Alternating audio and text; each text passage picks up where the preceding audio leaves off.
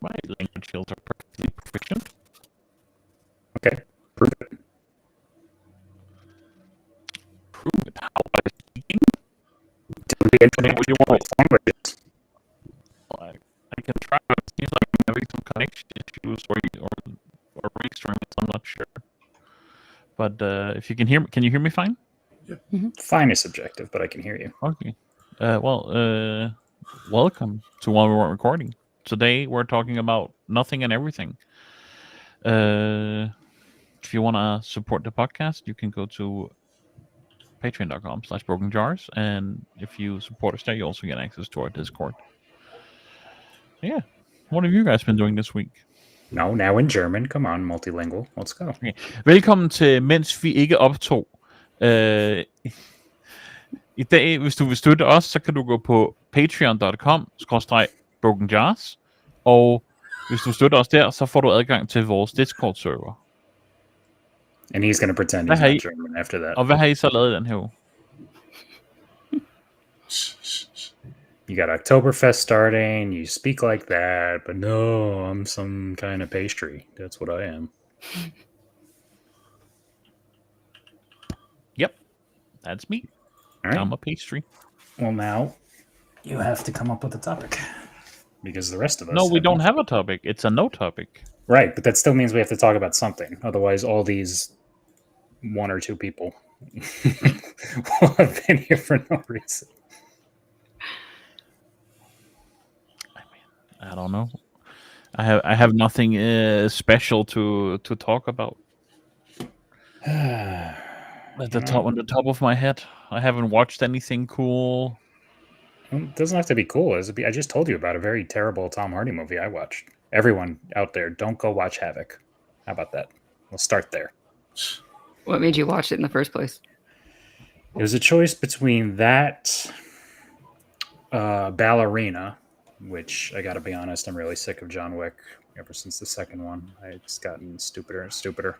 I can understand the appeal, and that can be dumb fun. But the first one was very good, and since then it's just been like, it's another one of those things that they really never needed to make a sequel. That's what we should talk about. Movies that should have just stayed as a thing. Like no sequels, no franchises, no nothing. Ghostbusters, John Wick, Jurassic Park. I was thinking Jurassic Park. You know, there are movies out there, like the first one was just so good, and you understand they can't help themselves as to why they make a sequel, but it's like, stop. Not the entire MCU, but at least Iron Man was like, the first one was just so good, and the second and third were just not nearly as good. Some of this is a symptom of the sequels are not nearly as good. Like the quality drops off or stretched too thin or something like that, because Alien could have been a standalone and never had a sequel, but Aliens is great, and so I'm glad that sequel exists. Well, that's the problem, is they think everything is gonna be like they think everything's gonna be Empire or Last Crusade, or Then there's the third Aliens, which is terrible. It's one of those weird franchises where I think I read other media guys put it like this, where it's the same movie every time, but it has a different creative vision for it every time. Like a different director, different production. It's different takes on the same story, basically. The James Cameron Aliens, I think, is better than the Ridley Scott Alien. Slightly different genres. Exactly, that's what I'm saying. So slightly different genres, slightly different takes. But on in that way, the same premise. Right? Better is a subjective thing. James Cameron Aliens is much more of a was it James Cameron kind of feel action movie, something.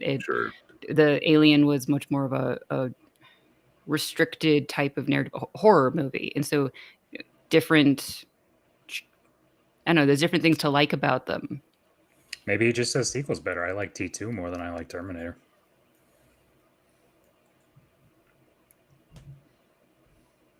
Did he do the original Terminator? Yeah, he did. Cameron? Yeah, he did. Yeah, okay. And I like Avatar movies going. How's the sequels there? That's his real passion project, and those movies, there really does need to be a case study on those movies, that everyone goes to see them and nobody can tell you a goddamn thing about them. Like they watched them once and they get memory hold. But everybody goes to see it. I was already, the first one came out and I was like, no, I have no interest in this, and the 3D gimmick doesn't appeal to me. I'm actively not going to see it.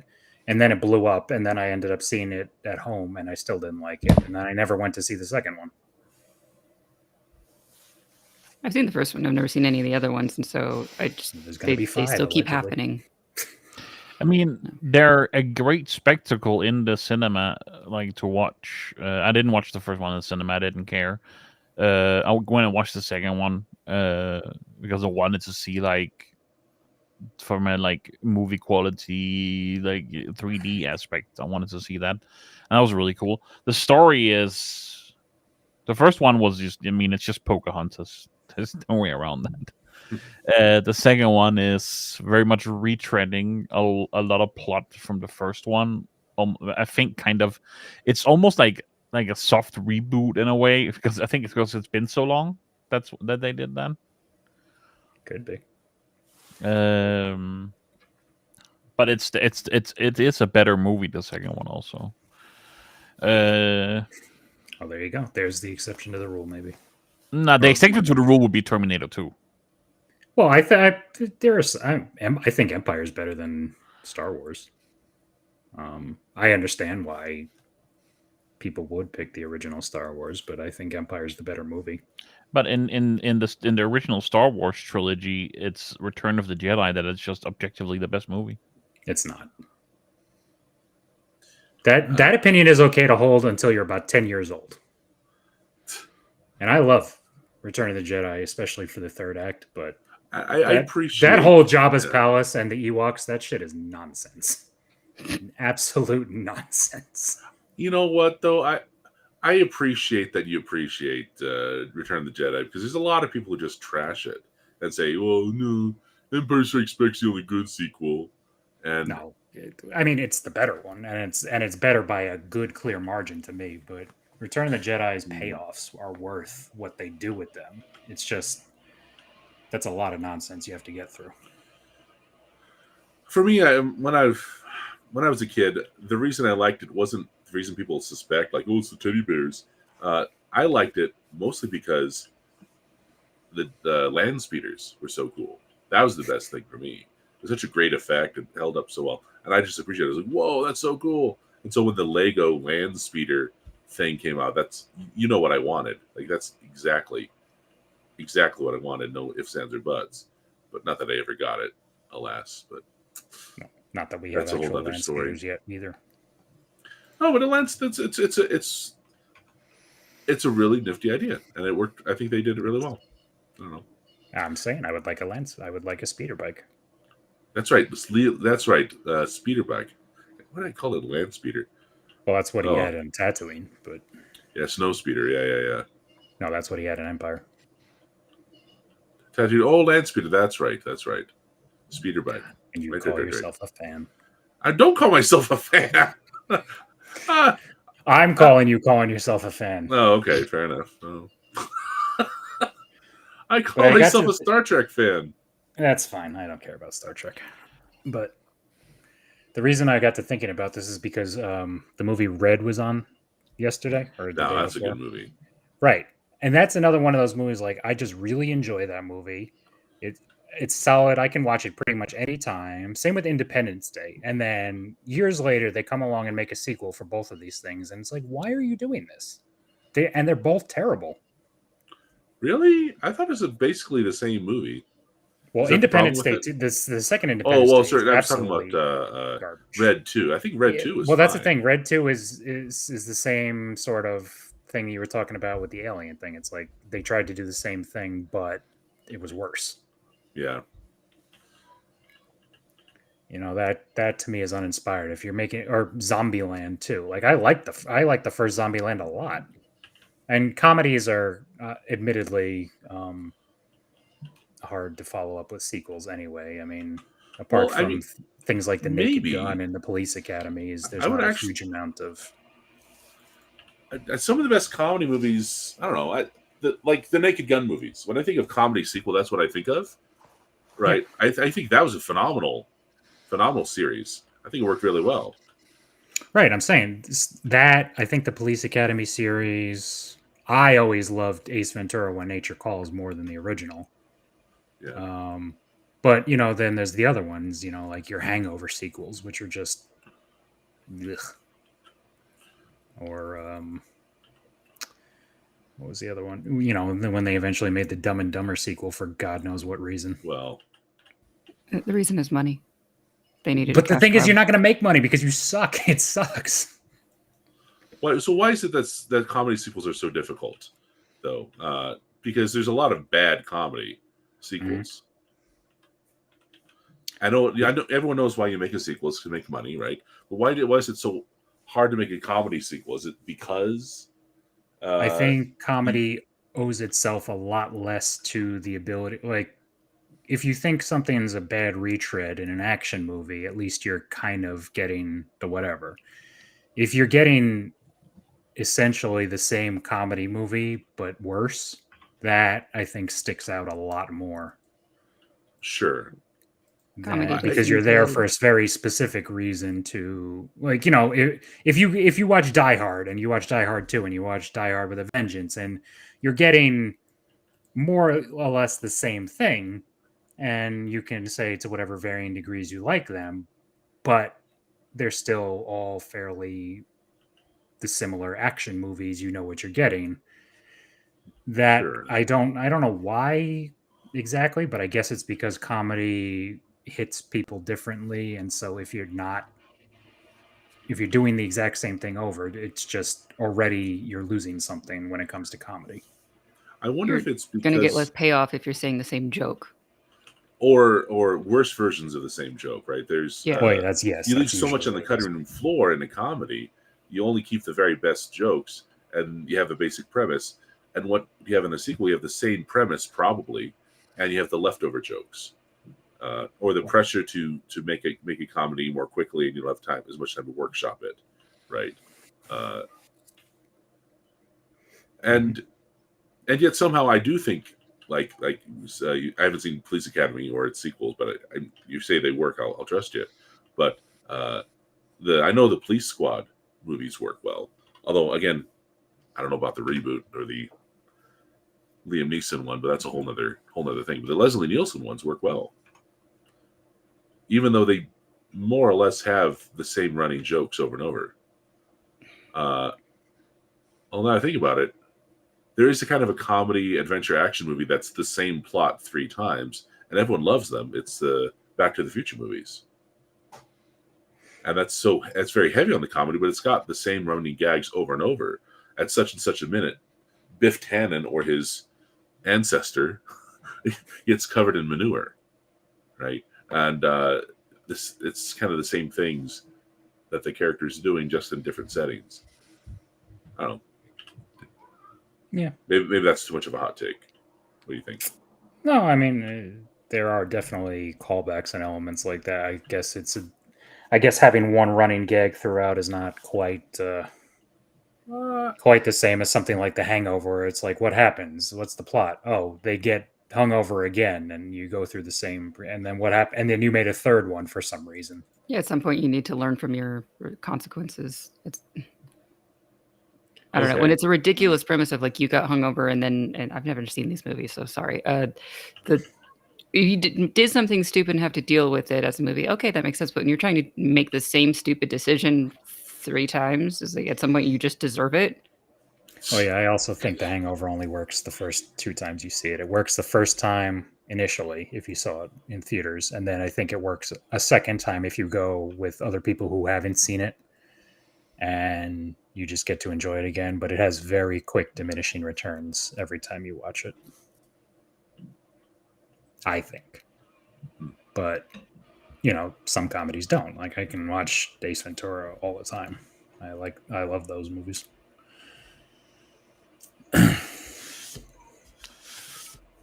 What I remember, I've not seen Ace Ventura in a while, but I remember liking Ace Ventura 2 more than the first one. That's what I'm saying. I always loved When Nature Calls more than the first one. I need to rewatch those just to see if that's still true for me. But I remember distinctly liking the second one like significantly more. I don't know if I think it's more over the top, and I don't know, maybe that just works for me.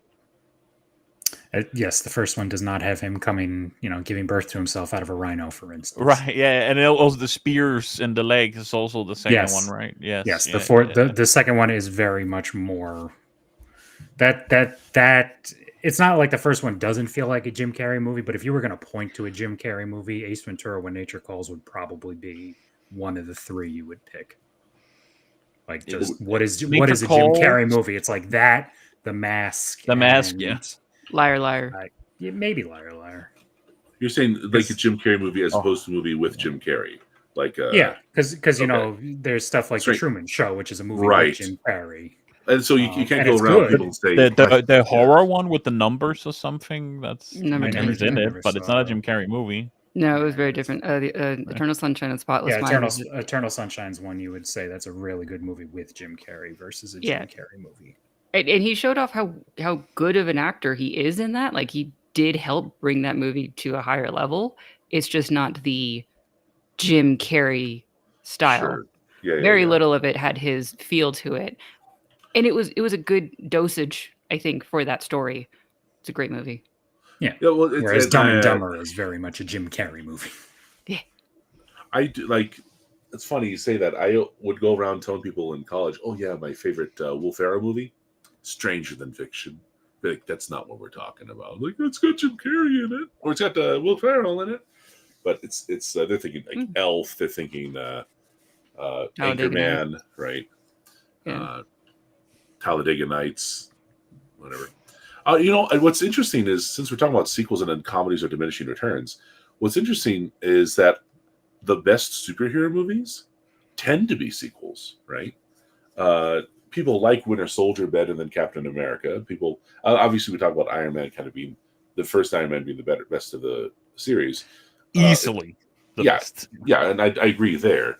But Spider-Man 2, the Sam Raimi Spider-Man 2, is the classic Spider-Man movie. X2 is the classic X-Men movie. The Dark Knight. And The Dark Knight. And I would push back. I actually think Batman Begins is a little bit better. I don't think Dark Knight holds up. But everyone else will tell you The Dark Knight is the best one. And so, is it just that you don't have to worry about setup? Is it just that the plot can go in different directions based on what they've done, and they can introduce a different villain here and there? I mean, and Batman Forever, not Batman Forever. Batman Returns, I think, is better than the Jack Nicholson Joker Batman, 1989, right? So what is it that causes superhero movies that kind of have a slightly different trend, where the first sequel tends to be the great one out of the gate, even though the first one's a huge success? I do think that there's something that you hit on of when you're starting the story or you're doing a reboot or whatever, and you have to retread the same thing over and over again of the origin story. How many times have we seen Batman's origin story? Dozens. Stop doing it. That's why, I mean, in Spider-Man, like in the MCU, they just didn't. Yeah. For that exact reason, you said, it's like, we've seen it enough times. But everyone feels that they need to do it. But like they want to put their own spin on it or something. They want to get all those emotional hits to have it in their movie and whatever. And I get it. And sometimes you do want to do that. Sometimes you can make it better. But a lot of times we just don't need the time wasted. We can get onto something that's more interesting. Sure. Robert Pattinson's Batman movie was like, they didn't we didn't see the origins. He's still learning to be Batman, but he is Batman. Like, it's not like we're told by osmosis. I think, like, it might be mentioned at some point through talking, but the scene's not there. The whole thing is not there. Yeah. Mm-hmm. And at the same time, X-Men is not something we've seen the origins over and over again, and yet X2 was still the classic there. And everyone talks about that initial Nightcrawler sequence, and it's not like you don't have fan favorite villains. What's his face? Ian McKellen. Is Ian McKellen, right? I don't know if it's Magneto. I don't know if it's like phenomenal. But X2 and all the Ian McKellen stuff, there's even better in that. Everyone talks about the chess sequence, but I think they even have that at the end of the first one. The escape sequence is great. I never liked that movie as well. I like the first one way better. Really? Okay. Yeah. I mean, I adore You do see a little Ian bit of his McKellen. origin. You see him in the concentration camp, and he's bending the wires and all that, or bars. Oh yeah, no, everyone. I'm not. That's why I use that as examples. I think everyone loves the first movie, but I think the X2 is takes it to another level in terms of popularity. I adore Ian McKellen, and I and Patrick Stewart stars like Xavier. I mean, Hugh Jackman. He's maybe the superhero genre goat. I don't know, but he did it well, and he embodies that character, and he's certainly built a big career out of it. But maybe hot take, but I think the best X-Men movie, like just the X-Men, might be First Class. But it's just completely Days of different Future cast Past. and everything. I go for Days of Future Past. I don't know if I agree with that one. I think Really? First Class is just really good, and that's funny because that's actually that's way more of an origin story. Yeah, right, exactly. I don't know, and I think when it comes to superhero movies, the second movie has more freedom if you get to make one. Because even with the original Superman 2 is the one that's considered, especially the Donner cut, is considered by and large to be the best one. So it's not like Superman 1 wasn't great and wasn't groundbreaking and everything, but everyone thinks the second, and I say everyone parenthetically with all these, but in the second one, you're established, you get to be a little freer. So X2, you can be a little darker and take some more chances because X-Men was a hit and Sam Raimi's Spider-Man, and you get to do these exploit. You're already in it now. You've already accepted that the superhero thing is viable. Now, here's where everyone's kind of already bought into it, and so the sequel gets to benefit. The Dark Knight is the same way. And that's what the MCU, I think, was able to survive a lot of its really shit sequels because Iron Man was great, Captain America and Thor were okay enough, and then the Avengers was great for everyone, so that when you had a slog of all these bad sequels, everyone was like, well, at least by the time we get to Avengers, we're going to be fine. And, say what you want about Age of Ultron, it's a messy movie and shit, but there's enough there to keep people going again. So, and Winter Soldier, sure, and things like that. But then you also have the phenomenon of like original sci-fi not always having that benefit. Sometimes original, I guess I'm struggling to think of one, but I have the sense that the intuition that there's a lot of original IPs that get sequels, and the sequel's not any good at all, right? And it's not maybe sci-fi action. I don't know. This oh man, I wish I could think of an example. Oh well, I'm just full of it. Well, what was the one that came out? I think it was last year. It was called The Creator. I don't think anybody really cared about it. I don't think I've heard of it, That's getting a which is sequel. one failure. Oh, I wanted to see that. It came out on Apple TV only, I think, which might be why you haven't heard of it. But I wanted to see it and just never got around to it. Yeah, and it looked like it was like, okay, maybe I'll see this at some point. I never got around to it, and by the time I heard anything about it again, it was like, yeah, it's just not that great. So I said, okay, and I never bothered. Sci-fi is, I think, the only one of late that's made any waves has probably been Dune, right? And it's as not far original. as general big audience. No, it's not original. I'm just saying. Yeah. Sci-fi in general is it seems to be, you have one or two things every couple of years or maybe even every decade that gets big, but most of sci-fi tends to be on the fringe still, unless it's in a show. As far as movies go, they tend not to have a huge slew of them at once that are really successful, I don't think. So I want to rephrase this question of, is it that the original story sci-fi movies are not good stories, not well executed, or is it that they are not drawing in people to go to the movies to watch it, and therefore not getting the money because people aren't taking the risk. Those are different scenarios.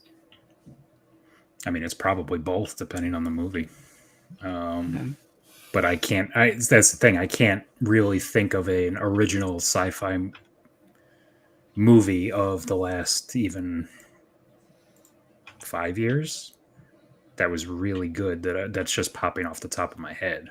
I mean, I guess if you want to count something like Everything Everywhere All at Once as sci-fi, but that's not strictly sci-fi in the way I think we're talking about it. Like original, like not based on the book kind of thing, you mean, right? No, well, even if it's based on a book, but I don't know. Dune? Is that an Well, that's what I'm sci-fi? saying. Dune. I can see why someone would say that's not original because of the book and because of even the '84 movie or whatever. Yeah, the other movies that adapted it. I mean, at least this is a reboot. Like, I know of Zack Snyder's Rebel Moon shit, which is And we hilarious. go movie bad. because otherwise, Murderbot was definitely action and excellent. Well, that's the thing. But that's a show, and I think Yeah. sci-fi tends to do better when it comes in series, either limited series or shows in general, at least, especially of late. Like, Have you that's seen it. Foundation? I haven't, but I keep And- getting it. Three Body Problem, all the stuff that you guys watch, like these That's tend a to good do one. well enough that most people like them. Is that the show gives you ultimately more time, right? So you have 6 It does. episodes, 8 episodes, 10. You get a better chance of pacing out information, like exposition, explaining whatever concept you're doing with the sci-fi or stuff. Is it just that shows are now better for telling stories and settings?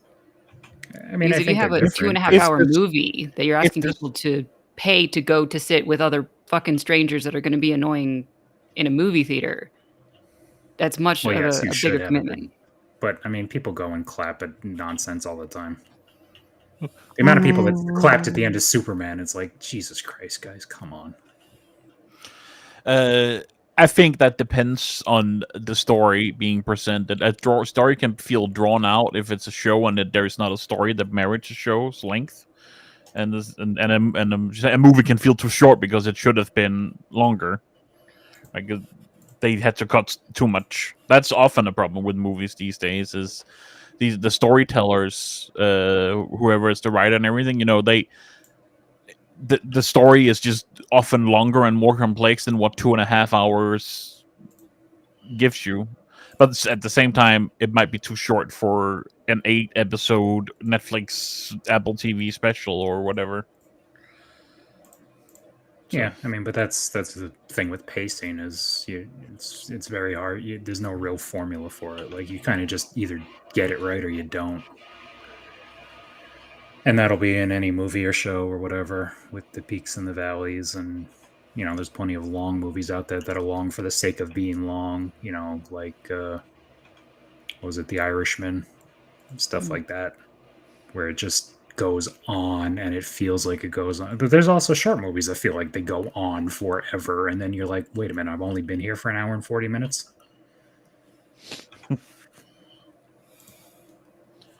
Reverse time travel. Well, I mean, there's, I could watch Fellowship and I don't feel like I've been sitting there for 3.5 hours. It all depends. True. It's astonishing, and maybe it's just because we're all nerds, but how rewatchable Lord of the Rings continue to be. And it always will be, luckily. Mm-hmm. Is that how? Obviously, execution matters so much with something like that, but is there? It is kind of the perfect storm of an adaptation of a great book and a good movie in its own right.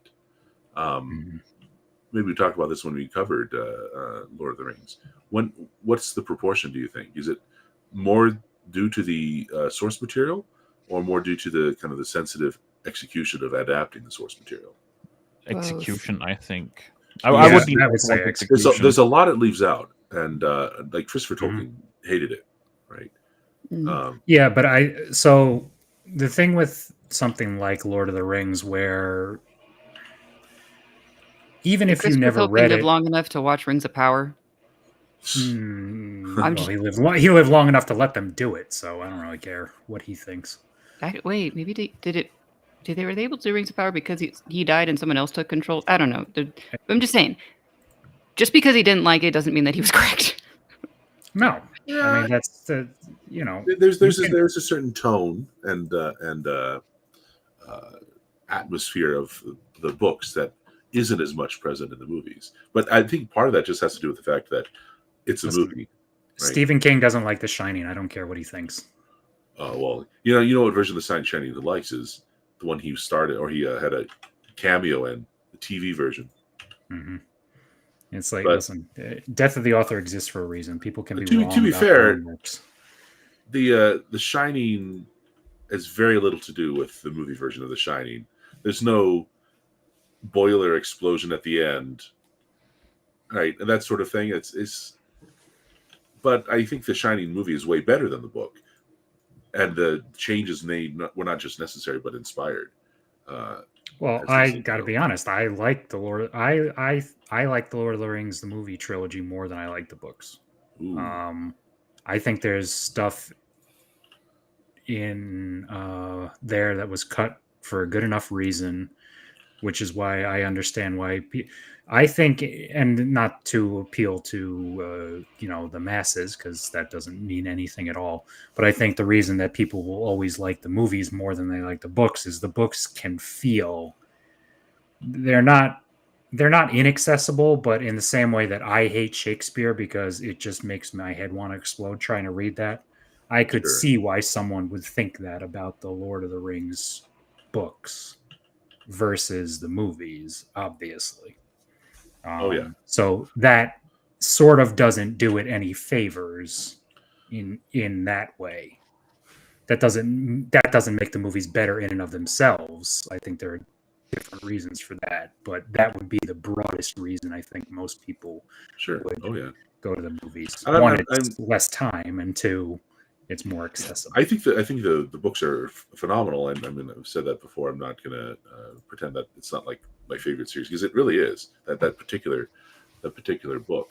But I think with the challenges of adaptation, there are things you have to cut for the sake of not overstuffing things that don't end up hitting the main plot. So the Tom Bombadil thing, that's for atmosphere, and that's for world building, and that's for telling you that this conflict doesn't matter as much as you think it does.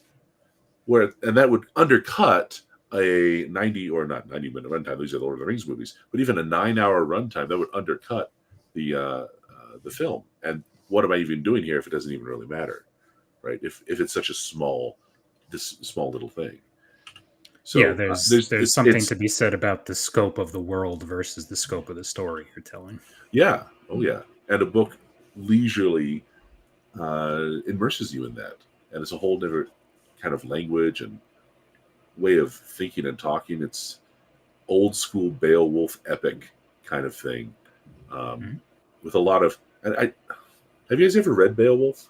Yeah, I have. Yeah, I didn't realize. I just read it like for the first time, and I did not realize that the whole middle section is just people talking, and that the conflict with Grendel's mother isn't like the middle third of the book. It's a page. It's like 20 lines, right?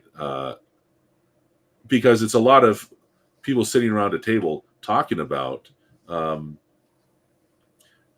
meaning of heroism, and that's the kind of thing that Tolkien studied, wrote about, and what he ended up basing the telling of the Lord of the Rings on.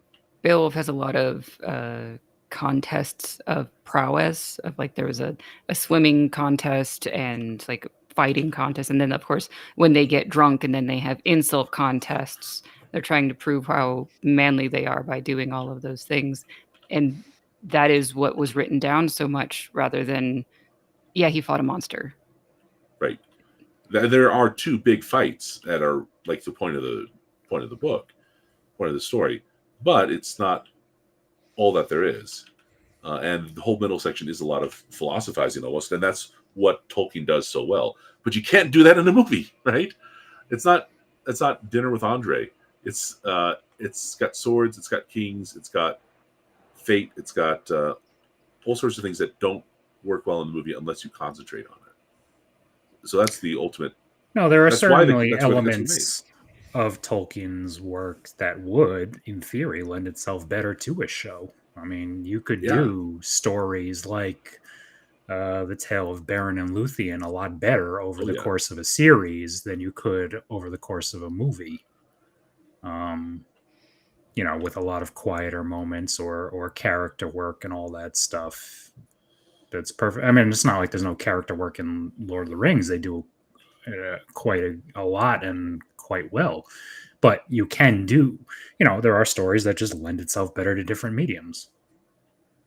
Right. And it's not that Lord of the Rings doesn't lend itself well. It does lend itself really well to the medium if you make those cuts. And if you don't, you just don't have the movies, pretty much. Unless you're going to have old school movies that you guys tease me for liking, that are very talky and a lot of people kind of sitting around talking about their problems. You can make that, but that's not going to be the kind of movie. There's plenty of good movies like that, even from your era. You know, 12 Angry Men is mostly that. Well, right.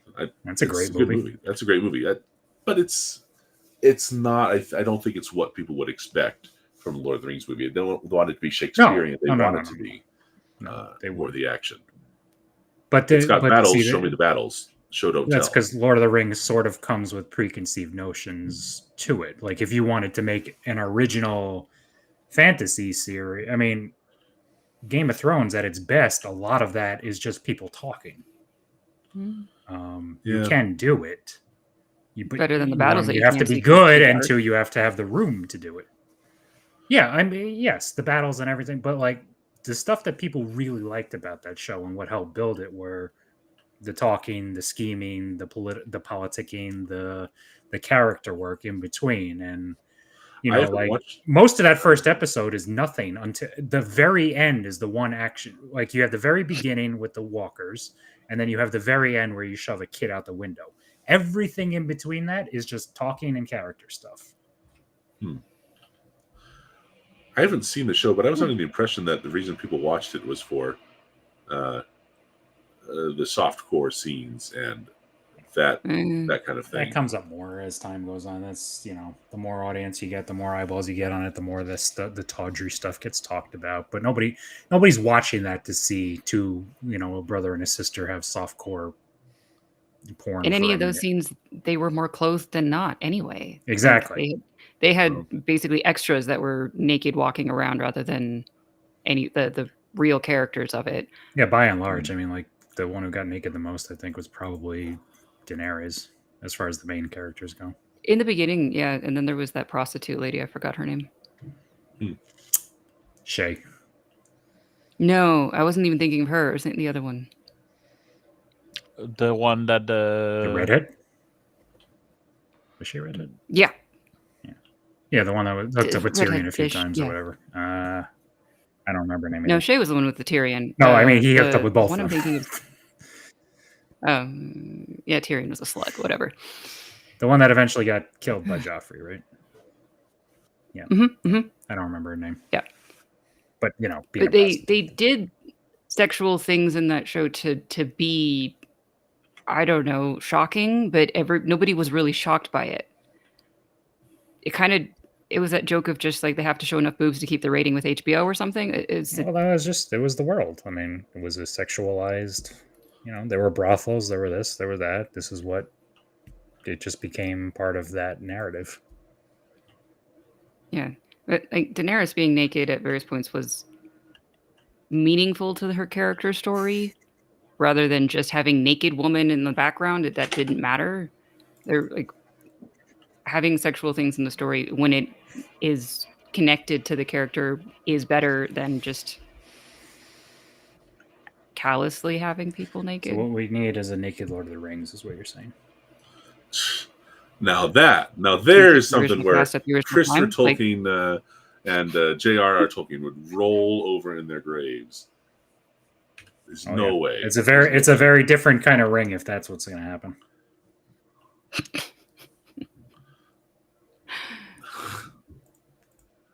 No. One day. I'm sure that porn's already been made. Oh yeah. And I'm sure it was made and Andreas has it. And why he hasn't shared it with us is beyond me. I don't have it. Sorry. Liar. So then what's the next what was the other there was because I was making a list in my head of all these movies that didn't need a sequel. The Mask of Zorro, that was another one. Great movie. And then they made a sequel a bunch of years later for no reason. Very unhappy. Yeah, it wasn't nearly as good. Although they never made a sequel. Mummy Returns was a decent sequel. It was decent, I still but the enjoy first that one's one. still, I think, a lot better. You're on the wrong side of the river. Yeah. And that was a movie that did not need a reboot either. No, it didn't need it. But that wasn't a reboot. That was just a different mummy. That was just the dark universe thing they were trying, with all the horror. Those were horror movie reboots, but it wasn't the Mummy reboot of that. They're trying to do it of that Universal Monster universe, which is like fine. You can do that, but you got to do it, not this weird half-assed 1/3 MCU version they were trying or whatever. I don't know what the fuck they were doing. The only thing good about the Mummy was Dr. Jekyll, Nothing. Mr. Hyde. No, I wanted to see his movie. He was really good. No, Russell Crowe it was good. That worked. Well, how about Indiana Jones in terms of sequels, right? I like The Last Crusade better than the other two. But the second one, it's like all three of those movies are for completely different audiences. I say all three. I know there's 5, but there's only 3. They rode off into the sunset at the end of Last Crusade for a reason. The Last Crusade is the best one, I think, as well. But yeah, so Last Crusade is for basically an all audiences thing. The first one's for it's for an all audiences, but it's got a level of creative craft and technical know-how that makes it like a cinematography masterpiece. And the second one is really kind of dark and nasty. Is that Temple of Doom? I don't know which order they go in. Temple of Doom, yeah. So it's Raiders, Temple of Doom. Yeah. Okay. I like Temple of Doom, but I admit that's because it's the one I had on VHS when I was a kid. I see. Temple of Doom is the one I like the least. And I say that of the original of the 3 movies because the ones I actually like the least don't exist. Is it because you scream too much?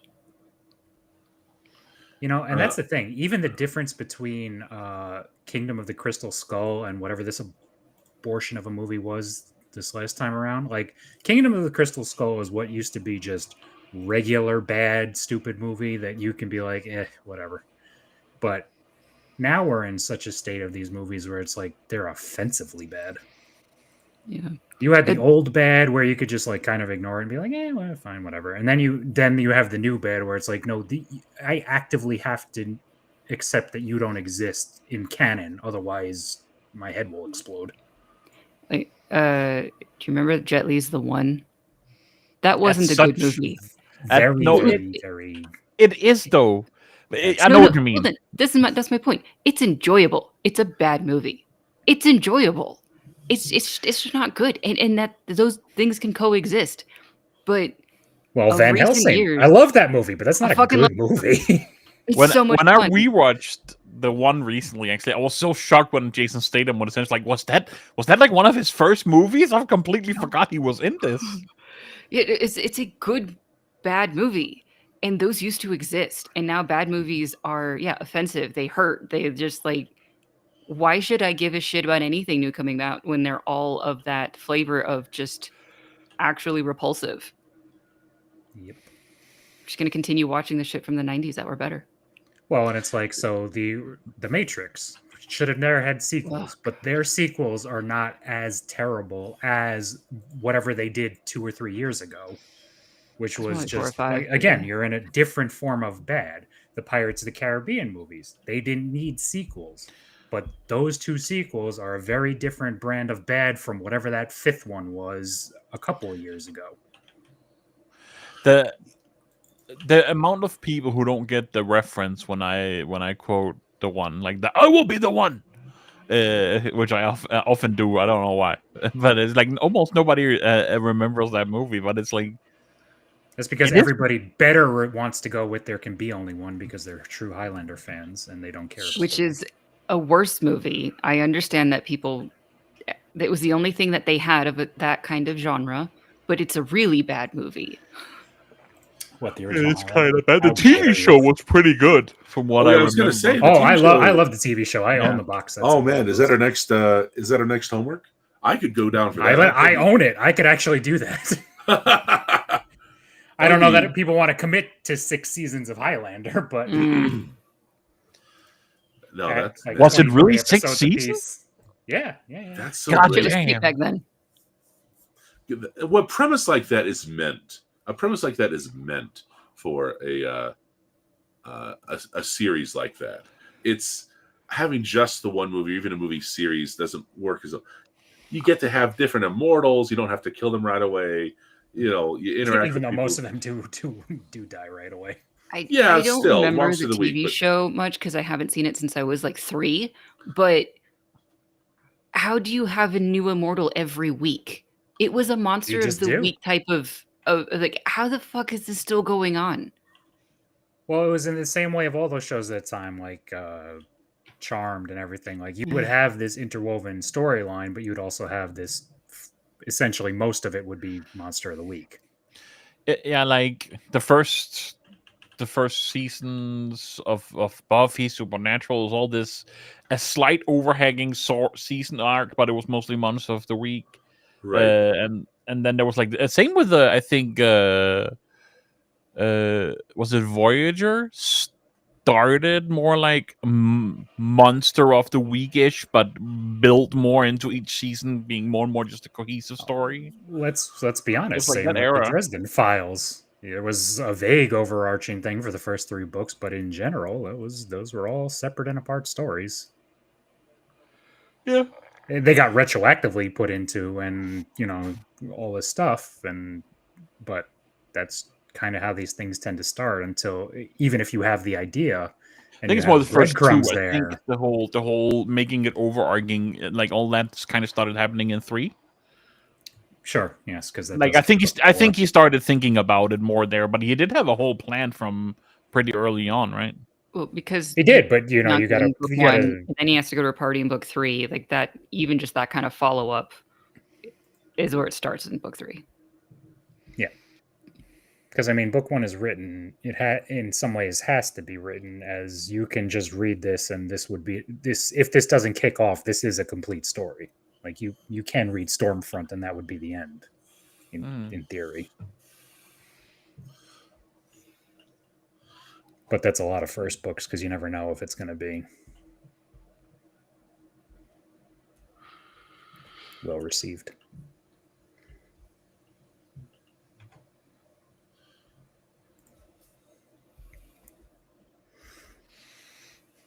Can't believe it was 6 seasons of Highlander. Mm-hmm. I don't know if I ever watched all of them then.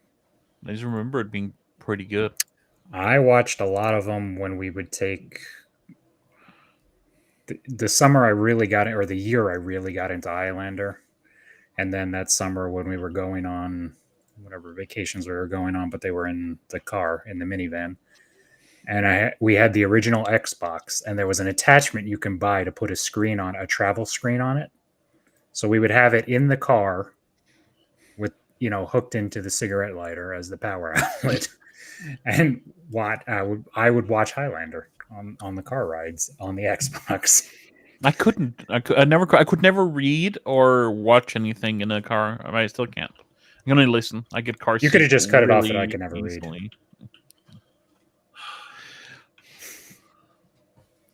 I get car sick very easily.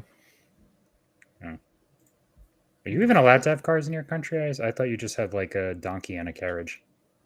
Yeah, you can have cars, but 200% tax on it. So you can't have a car. You can. People have cars. No, you don't have a car. No, me? No, I don't even have a driver's license. You do you have a donkey permit? What are you doing? Wait, how do you know about my donkey permit? You know, it's kind of you have donkey permit energy. I mean, me and George would just like to go on a ride. His name is George. Come on, you can come up with a better name. He's just George of the Jungle. Also a movie that didn't need a sequel. But it got Did it one. get one? And not with Brendan Fraser. It got one? It got a sequel? Yeah, but a lot of those okay. kind of movies, usually the sequel was like 3 years later and not with the same actors. Yeah, anytime when you're replacing Brendan Fraser, that's the wrong choice. Yeah. Like, if you have to replace Brendan Fraser, just stop. Just give up. Stop doing the thing. The Mummy 3, they kept him but replaced her. And Yeah, that, that one was so bad. That one was really bad. Even Brendan couldn't carry that one. I never even bothered with that one. Once I saw what they were doing and she wasn't in, I was like, why am I going to go see this? I don't care. But they kept Brendan Fraser and John Hannah. And I know that they tried, and maybe in some of the scenes that they had together, they were having fun with it, but the rest of it was just so bad.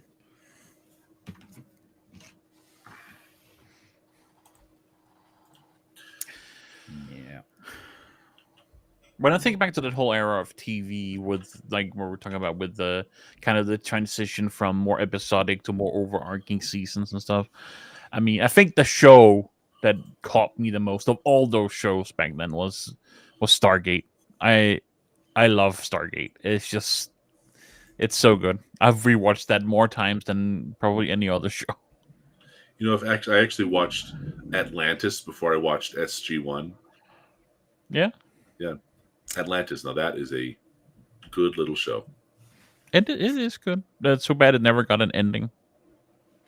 Never I kind of did, didn't it? Like, well, they were. I mean, they spoiler for people who haven't seen Atlantis. They get to Earth in the end, and then it just kind of left there. But there were plot threads hanging all over. No, they definitely were that. They were supposed to make a wrap up movie like they did for SG-1 side. They did 3 movies, and there was supposed to be an Atlantis one too, and then the company went bankrupt that owned the rights.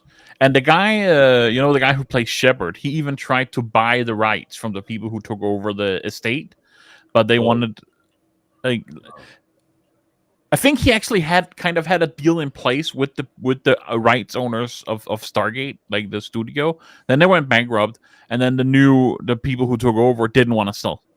There's like, no, or something like that, and then we have not had any Stargate since. And count yourself lucky because everything you get these days is crap. There's a Buffy. I mean, I know you don't. I know you don't think so. I know you like everything, but there's a Buffy continuation coming. I'm just not. Yeah, and it's going to be shit. And you know it's going to be shit. You're going to like it. Wasn't there already a Buffy continuation that was literally the comic book? Don't bring up those comic books. There's so you do have standards. I do. See, I grew up on the episodic TV. Like, one of the first things I ever remember watching was, Hercules and Xena, back to back. That shit was TNT. Great. Was that TNT? I still have the fucking Xena song in my head after all these years. See, I always have the Hercules song stuck in my head. It was just very simple and very like, yeah, we're going on an adventure. Hercules and Aeolus going on an adventure, being men. And they had those weird, like they had the movies of those that you could get individually on VHS, where they were like an hour and 40-minute or hour 20-minute just side stories or whatever, not even part of the main season, but they were. I remember the plot. I don't remember which season this was, but the plot line where Hercules ascends to full god status, and when he becomes full god, his vest goes from that yellow to all white. Yeah, and he can throw lightning balls. And, that's the last season. Yeah. It's the same vest, but it's like cleaner and whiter. Yeah. He discovered laundry. Hey, listen. Hey, the guy who gets just certain perks. the guy who just stole the show every time he was in Hercules or Cena was Ares. Ares, yes. Yeah. Ares. It's He was always great. Ares. There were like 6 different Zeuses throughout that entire time, but Ares Yeah. was always great. Ares And was the actually, same guy. what's his name? Joxer, the like Don Quixote dumpy type knight that was mostly in Xena and wasn't really effective. He was always funny. There's also that guy who was like a master thief or something, and I think that wasn't that played by what's his name? Yes, but I know what you're saying, and I don't remember who you're talking about either. I can't remember the actor. I mean, wasn't it? Let's see. Great audio podcast of that one guy that we can't think of the name of. No, he was Carl played by like Urban got his start in. It was He was Cupid. at Tillickeys, Are you serious? and he was played by Bruce Campbell. That's what it was. Yes, Yeah. Bruce Campbell. How could I forget that? Bruce Campbell Yeah. has been in so much weirdly like good shit, like Burn Notice. Like he's just great in that. for He's no great reason. at Burn Notice. He's just getting cougars left and right and living off that, and it's always there to lend a hand. You just see he's one of those guys that it's like if I see him in something, even if that thing is terrible, I'm like, Bruce Campbell. Like his Man. cameos in the Spider-Man movies are just good for no reason. I'm really scared about potentially watching Cena or Hercules because I don't think it would hold a candle to the memory of it. But I don't know. Yeah, I guess it depends on what you're going. Didn't Cena's storyline go really wild with multiple different pantheons and like angels and stuff? Yes. Hers goes like into the Roman times and with like God and angels and Yeah. hers goes very, very odd over the last. And the 15 years anti-Cena or so. Callisto keeps coming back, and she keeps getting more powers, and so we're definitely with this. Some of that. It is stuff. somewhat of a problem of episodic monster of the week is power creep. Oh, sure. I mean, but power creep is the kind of thing that very few shows, movies, or books handle all that well. Yeah.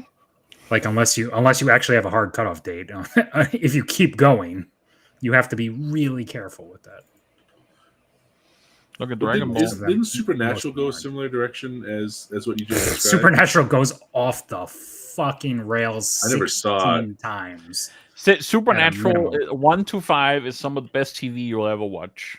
Yeah, 1 to 5 is good. 1 yeah. to 5 is solid. 1 to 5 because it was supposed to end at 5. There was a progression enough of the powers when they get to stuff like angels that like you could keep along with that.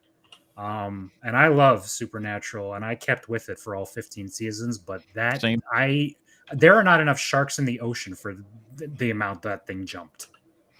There are seasons that like, after 1 to 5 really good. Then there are really bad seasons after 5, and there are some pretty good seasons. But in terms of power scale and consistency and everything, it goes so far out the window. None. Like you gotta there's accept God, that. and then there's God's sibling, and then there's the Antichrist. That's and then funny. That's funny. You know, you saying that this is gonna really gonna make fun of me for this again, but what that reminds me of is these old 1930s Pulp Fiction by Doc Smith. You ever read Doc Smith? It's got the same I'm going to go so scaling far as problem. to say I've never even heard of him. Okay, well, it starts off every single book has sequels, and every time there's a sequel, it's jumps in terms of power level again and again and again and again, like to an absurd degree, like a planetary threat, and then a solar system level threat, and then a galactic level threat, and then and every time it's so much worse than the guys you just saw your heroes beat. So it sounds like Supernatural kind of does that same escalation to an absurd degree. It's a very good linear progression 1 to 5, and then it goes kind of up and down. There's some way bigger threats than there are also some seasons where it's like it's less scale. Yeah. Well, Those even less between scale are episodes, often depending better. on the plot, there's times where they can like punch an angel in the face, and then there's times where they're getting thrown around by a fucking ghost. It's like there's no. It's just Well- whatever they need for that episode plot. In terms of scaling, I think I'd actually prefer that kind of absurd scaling, or at least some kind of linear scaling. Because what I think one of the problems with Buffy, when I watched most of it, I think 6.5 seasons. I didn't quite finish it. I think the library was doing the library or something. But with Buffy, the issue was for me, some of the seasons felt like steps down, right? I think the one that was kind of a Frankenstein enemy. You remember that guy? Yes, Adam. Yeah, that was a step down. That was not as much a threat as we just saw, right? And that they kept Spike around. Cool character, but kind of felt a little bit contrived. Maybe just a little bit. A little. You think Adam was a step down from? I guess the season before must have been the mayor. Yeah. Oh, yeah. Yeah. I think the mayor. I think The mayor's think I thought Adam- the most memorable threat they had. The principal was good, but the mayor was even better. the mayor was hilariously easily defeated compared to what he was kind of supposed to be. Oh yeah. Because at least the power scale of true demons that gets more established in the Angel show, they Sure. are ridiculously powerful, like gods. They're gods. And he's supposed to be essentially a god, but he just gets blown up, right? I think Adam is quite powerful, and I didn't feel like it was a step down as like in terms of how hard he was to beat, at least. But that's because if the mayor was as powerful as I think he was supposed to be, he would have been a lot more powerful. But I guess they had to wrap up the season. He was defeated very quickly when he ascended. Sure. I don't remember the details too well. I just remember he was a cool character, and I liked every time he was on the screen. I mean, the mayor's character was great. Like this, no swearing in this house, young lady, golly gee. And then he's just an evil sociopath who wants to become a demon.